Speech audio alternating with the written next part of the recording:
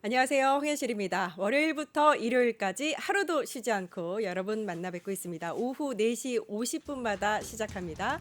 끝장 뉴스 지금부터 시작하도록 하겠습니다.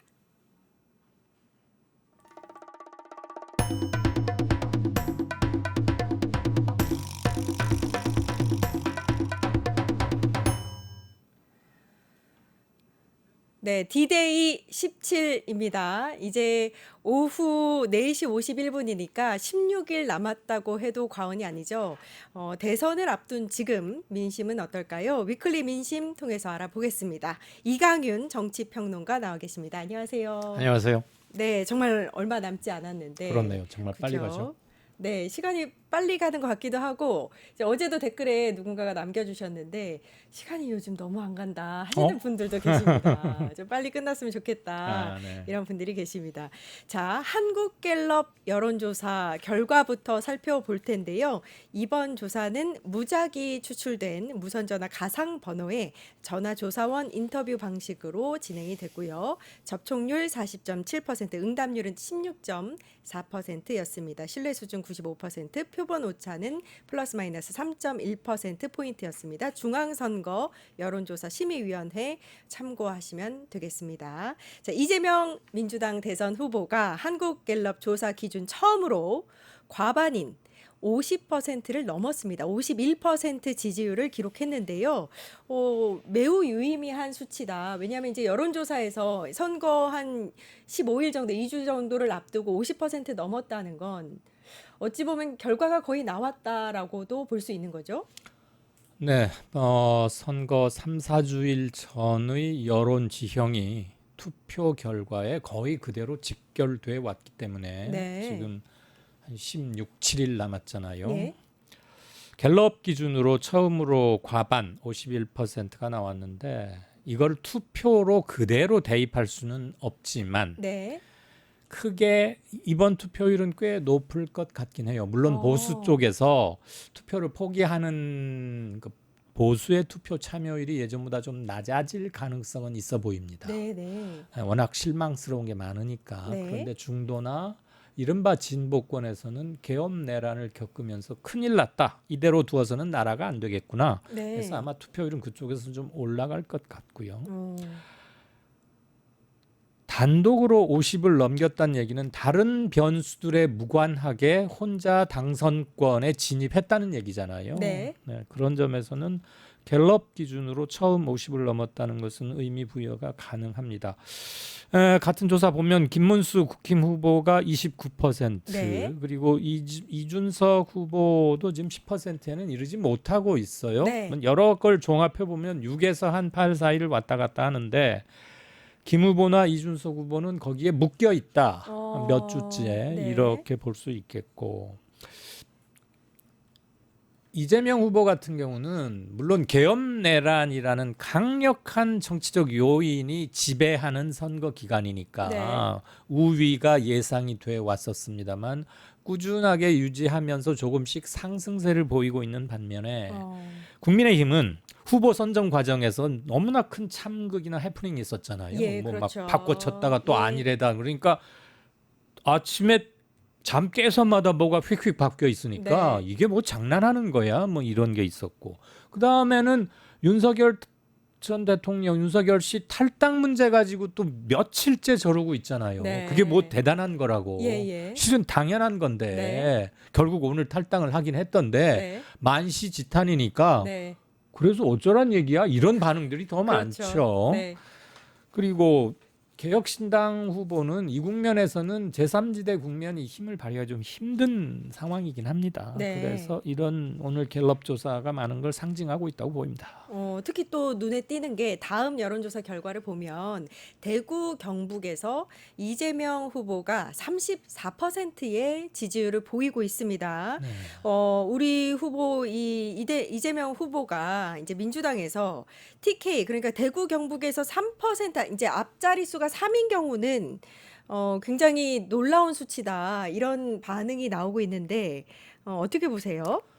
되게 민주당 계열 후보들이 TK 지역에서 선전했을 때 앞 숫자가 2자로 시작하는 20%대였잖아요. 네. 그전에는 10%대였고 오히려 한 자릿수가 나올 때도 있었어요. 네. 김대중 뭐 그 선거 때는 그랬고 아무튼 마에 20 뭐 이런 얘기였는데 지금 34% 나왔지 않습니까? 네. 굉장한 거죠. TK에서 30%를 넘겼다는 게. 예. 불과 3년 전인 2022년 이재명, 윤석열 맞붙었던 대선에서는 이재명 후보가 TK에서 21%, 네. 경북에서 23.8, 그러니까 24%쯤 얻었어요. 아시다시피 3년 전에 0.73% 포인트 차이라는 아주 그랬었죠.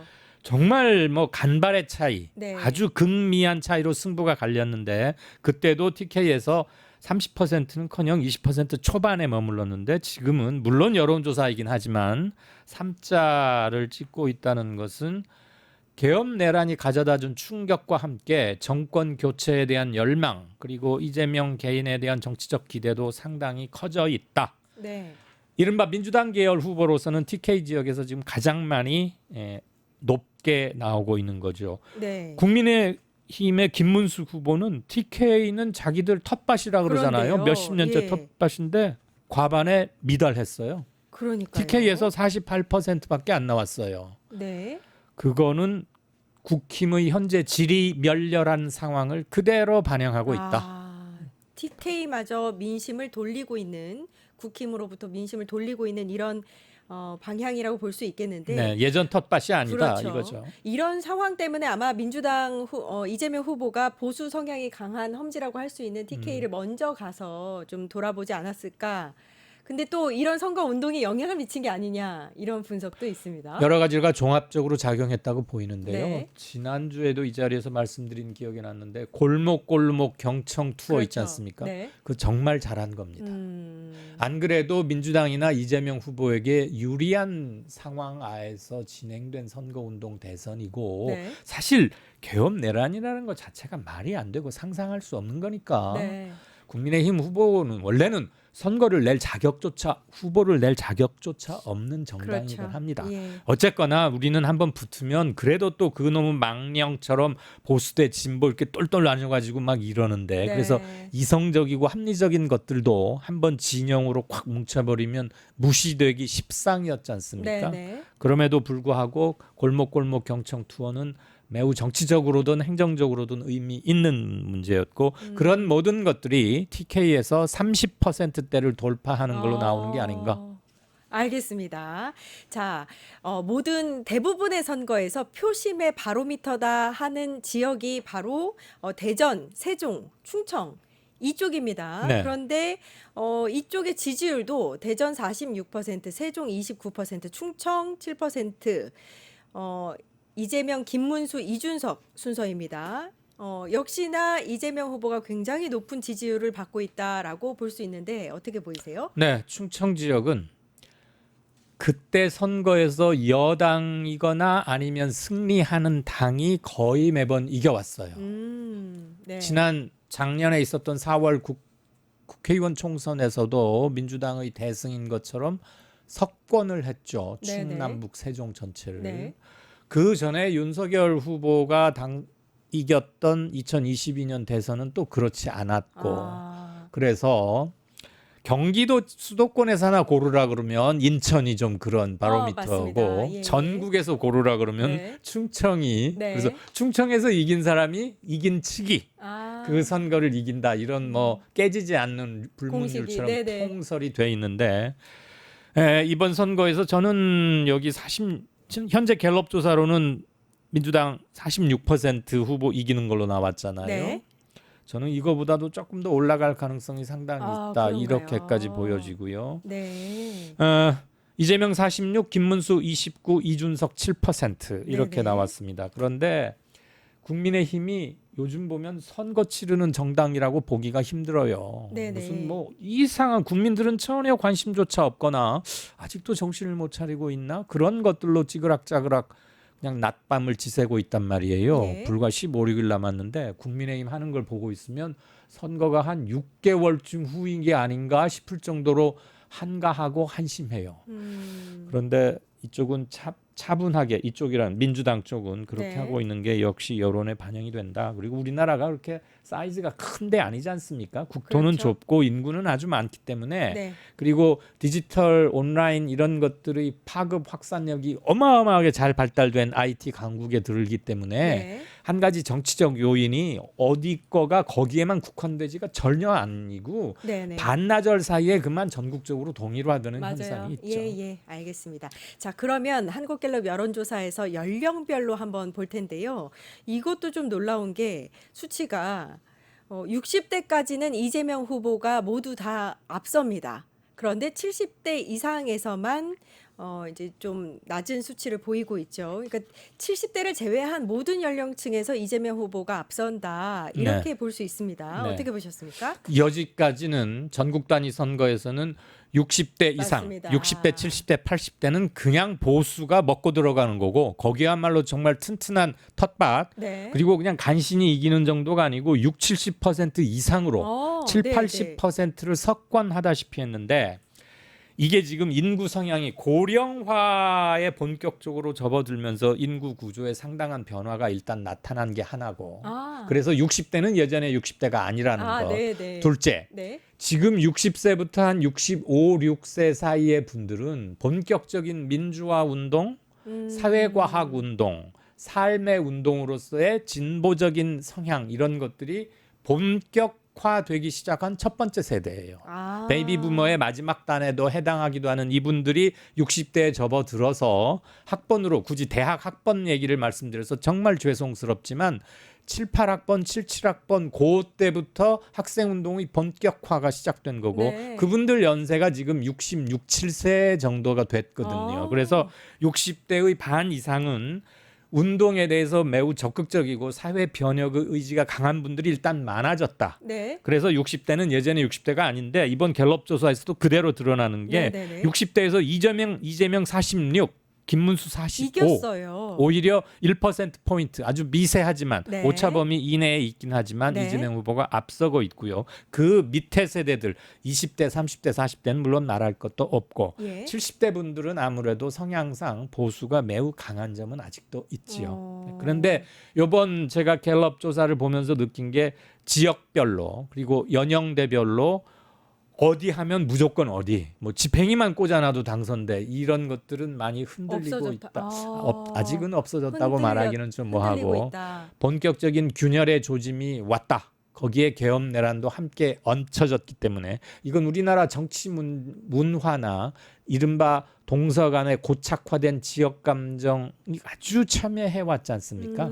그런 것들이 열버지는 중요한 계기가 되어야 한다 이런 생각입니다. 중요한 말씀을 해주신 것 같아요. 그러니까 이번 선거를 계기로 지역별 이 약간 보수 진보가 갈라졌던 여론이라든지 연령대별로 나누어졌던 이런 지지 성향이 좀 흔들리고 있다 이런 분석을 내주신 거잖아요. 흔들리는 단초를 확인할 수 있다 이렇고요. 60대에서 말이에요. 네. 이재명 46, 김문수 45인데 이준석은 네. 3% 정도밖에 안 나와요. 그러네요. 이준석 평균이 한 6 내지 7. 네. 어떤 지역에선 8, 9도 나오기도 하는데 60대가 전반적으로 아직도 그래도 보수 기운이 좀 남아 있긴 한데 그런데도 네, 이준석은 건강한 개혁 보수의 리더, 새로운 주자임을 자임하고 그걸 그쵸. 굉장히 많이 자주 얘기하고 있지만 아직은 60대의 기존 보수권에는 호소를 하지 못하고 있는 것으로 보이고 개혁 성향의 사람들 60대 중에서 진보적이거나 개혁적인 성향의 분들의 이재명 지지도가 압도적이다. 그러니까 이준석은 상대적으로 낮은 거를 볼 수 있죠. 네. 70대 이상에서는 반면 이준석은 5%고 네. 김문수 52%, 네. 50을 살짝 넘겼어요. 예전에 비해선 덜 나온 거 아닌가요? 물론이죠. 네, 지금 그 얘기하려고 그러는데 예전 같으면 네. 70%를 그렇죠. 넘겼어요. 네네네. 그리고 70대 이상에서도 민주당 이재명이 31%가량 나옵니다. 놀라운 일이죠. 그러니까요. 일단은 대부분의 선거에서 중요한 부분 중에 하나가 중도층입니다. 네. 중도층을 사로잡으면 승리한다라는 얘기가 예전부터 있었는데 이재명 후보도 역시 고심이 중도층을 마음을 어떻게 사로잡을까였습니다. 그런데 결과를 보니까 중도층에서 이재명 후보가 과반을 넘겼습니다. 네, 52%예요. 숫자로 한번 볼까요? 네. 나는 중도 성향이요라고 네. 답한 사람들만 따로 이렇게 뽑잖아요. 네. 이재명 52%, 김문수 20%, 이준석 12%입니다. 네. 아까 60대나 70대에서 이준석이 3 내지 5%에 불과했는데 중도층에서는 꽤 올라오는 걸 볼 수 그렇죠. 있죠. 예. 그리고 네. 김문수 지지율이 20%밖에 안 나와요. 많이 내려갔어요. 이재명 지지도는 52%고 예. 그러니까 아까 우리 갤럽 첫 번째 꼭지에서 전체적으로 이재명 지지가 51%로 나왔는데 네. 중도층에서는 그거보다도 살짝 조금 더 많죠. 52%. 그만큼 중도층의 향배에 있어서는 나는 평소에 특정 정당이나 특정 진영을 눈이 오나 비가 오나 그냥 무조건 묻지마 지지를 하는 사람은 아니지만 예. 이번 대선은 정권이 교체되어야 하겠고 후보 중에서는 이재명, 당에서는 민주당이어야 한다라고 생각하는 사람이 반을 훨씬 넘겼다라는 얘기인 거죠. 그 평론가님 이 결과에서 제가 또 눈여겨본 게 진보 성향이 있는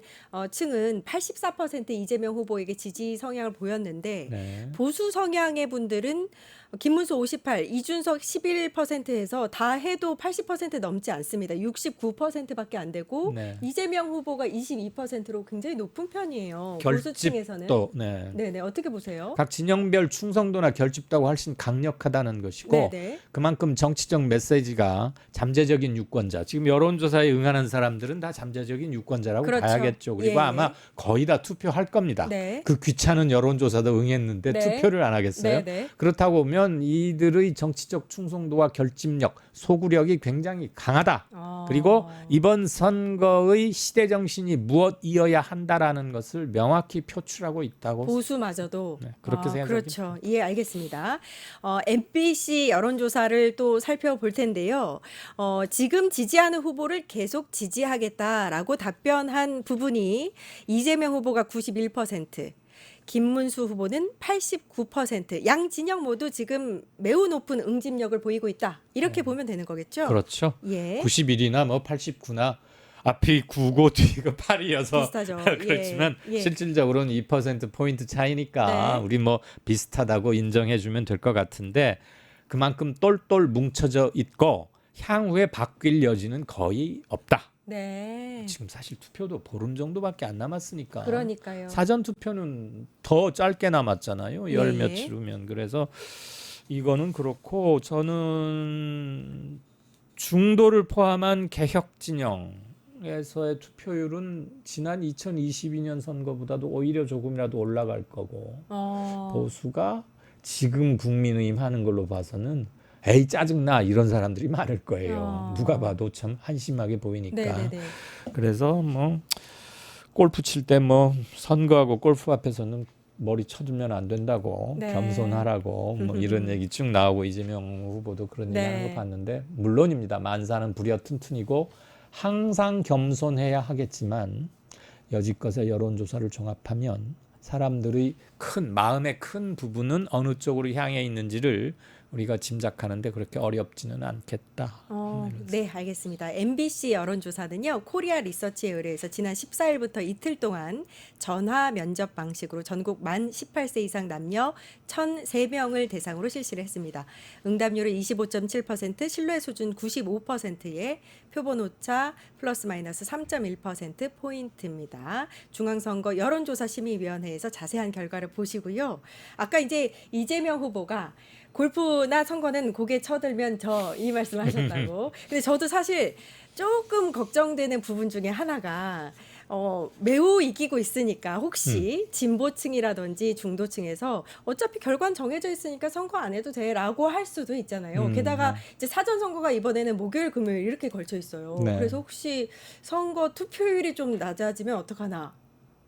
아까 전에 근데 투표율이 이번에는 매우 높을 거라고 말씀하셨어요. 아니 뭐 사실 전국 단위 선거에서 1~2% 포인트 높이기가 그렇게 생각보다 쉽진 않아요. 네, 맞아요. 몇십만 명이 참 몇 천만 명이니까 네. 모술은. 네.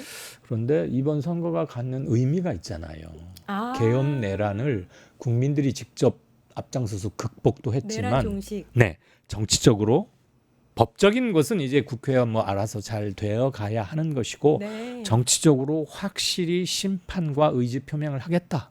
그리고 아. 주권자가 우리임을 각인시키는 의미가 있는 거 아닙니까? 그런 맞네요. 점에서 저는 투표율이 지난 2022년 3년 전 네. 대선보다 결코 낮지는 않을 것 같다. 아. 보수 쪽에선 좀 위축된 건 있지만 네. 전체적으로는 조금이라도 올라갈 것 같고 그들이 어디로 향하고 있는지를 읽는 게 어렵지 않겠다는 거고 조금 전에 네. 진행자께서 자세한 사항을 읽어주셨는데 오늘 MBC 여론조사가 응답률이 25%가 그러니까요. 넘긴 거였잖아요. 네, 이건 25.7%. 매우 높은 겁니다. 그러니까요.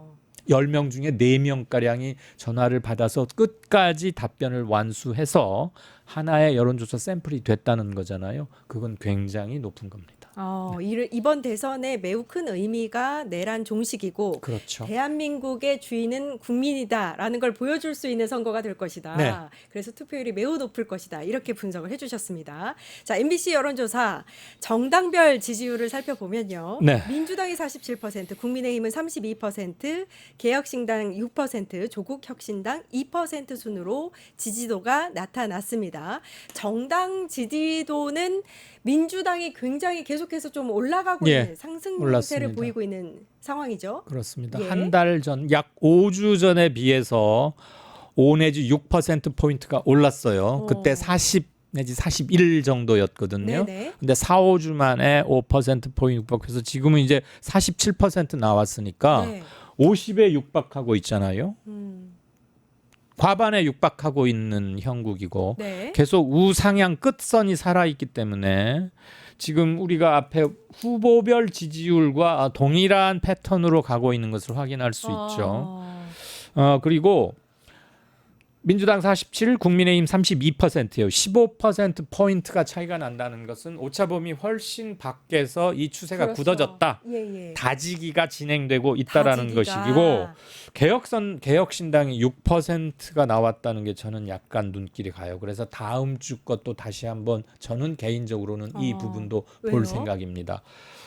조국혁신당은 물론 작년 총선에서는 굉장한 선풍을 일으켰고 그랬죠. 득표율에서 12%, 맞습니다. 12.8인가 나왔으니까 네. 어마어마한 거였는데 예. 요 국면에서는 물론 대선 후보를 내지 않고 민주당과 같은 궤로 움직이고 있고 자신의 독자성을 그렇게 도드라지게 강조하지는 않기는 하지만 네. 개혁신당보다 현재 MBC 조사로만 치면 개혁신당 6%, 조국혁신당 2% 이렇게 나왔잖아요. 예. 그래서 이 추세도 저는 개인적으로는 따로 한번 볼 겁니다. 물론 대세 양당 간의 대결이라는 그 관점에서의 그렇죠. 대세는 전혀 영향은 없고요. 네. 조국혁신당이 좀 낮게 나왔다고 보시는 건가요?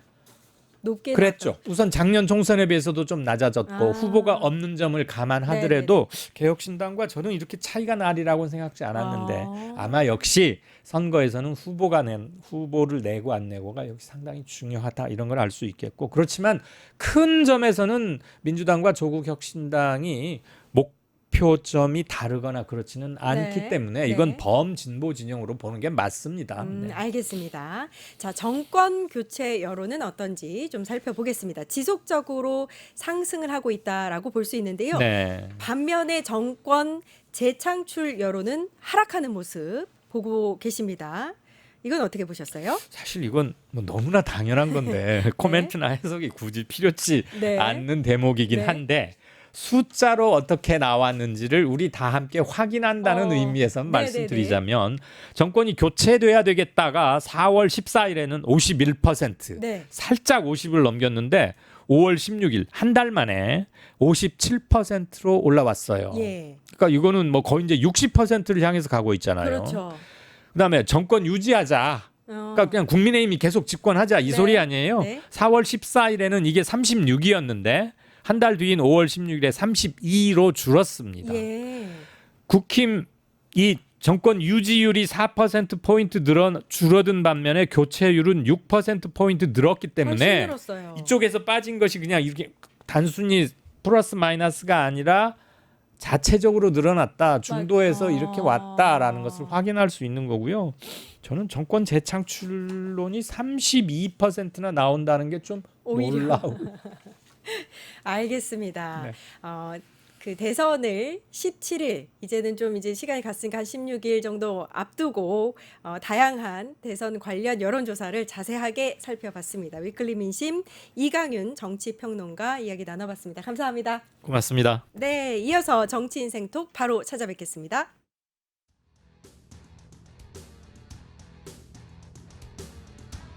뉴스토마토가 12.3 내란을 막아낸 시민영웅 1000명 찾기 프로젝트를 진행합니다. 내란을 막고 탄핵 소추를 이뤄낸 시민영웅 1000명을 찾아내 대한민국 민주주의의 역사로 기록하고 시상의 본보기로 삼음으로써 민주주의를 더 널리 확산하기 위한 프로젝트입니다. 이 과정에 직접 참여했거나 참여자를 추천해 주실 분들은 우측 제보하기 QR코드나 아래 메일로 추천 및 제보해 주세요. 많은 참여 바랍니다. 뉴스토마토와 함께해 주실 분들을 기다립니다.